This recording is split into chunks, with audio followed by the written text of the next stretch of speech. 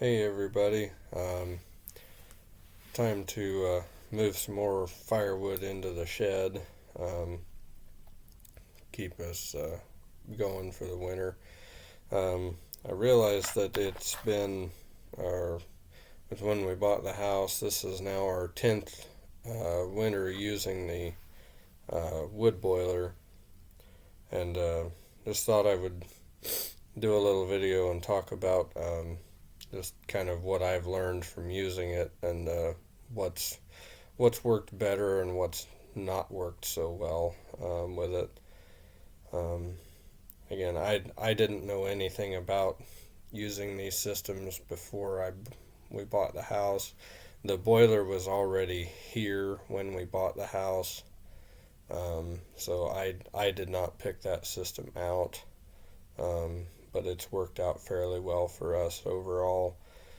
Um, the particular one that we have is rated, supposedly rated according to the manufacturer, to be able to heat up to 4,000 square feet for 12 hours. Um, my experience, at least with this house, is that it won't do that.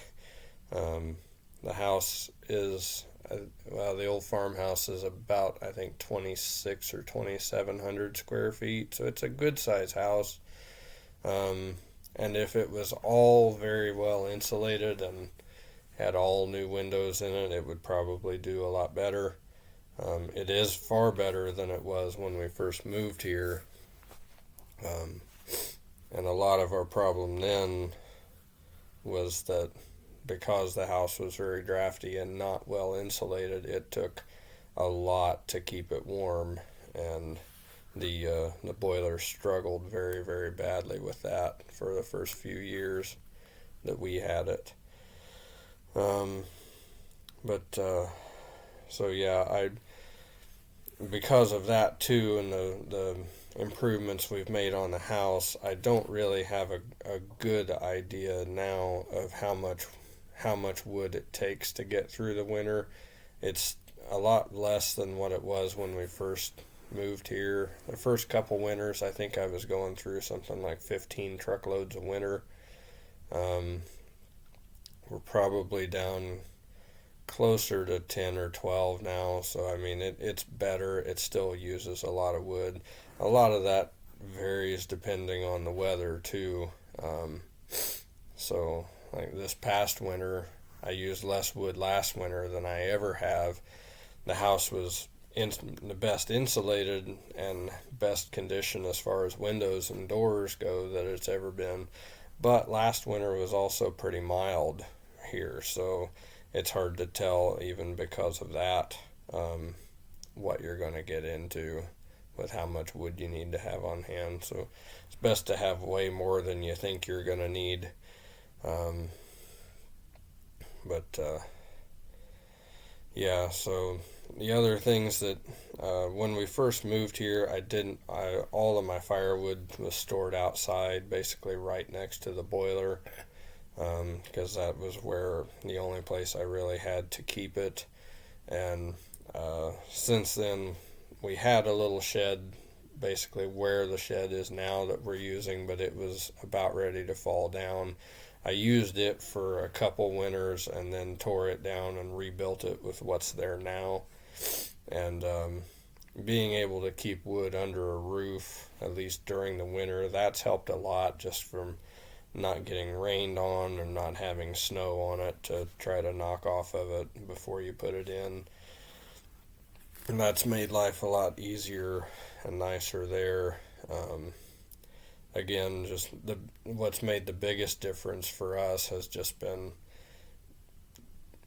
fixing the house up better so that it doesn't lose so much heat. Um, yeah. Um, I, my thoughts on as far as wood boilers, if you're thinking about buying one, I don't know that I would have bought one to use. Um, I don't own any woods to be able to cut in. So I've been very fortunate for the last 10 years that I've had friends that have been willing to allow me to cut wood from their properties or cut down trees that they didn't want or trees that had died or whatever. So I've been very fortunate being able to source wood. It has saved me a lot of money versus heating with propane. It's easily saved me more than what the system would have cost new. I had the paperwork for it at one time. I think it originally cost around $12,000 by the time it was all installed for the previous owners of the house that put it in. And it's easily saved me that on propane, but I mean there are other costs to heating with wood, even if you have free wood to cut. So you've got to be able to haul it, you've got to be able to cut it and split it and store it and handle it. So it's, to call it free heat is a little bit of a misnomer, I think, but it is, compared to propane, at least in our area, it has been far less expensive. So yeah, overall, I've been very happy with it.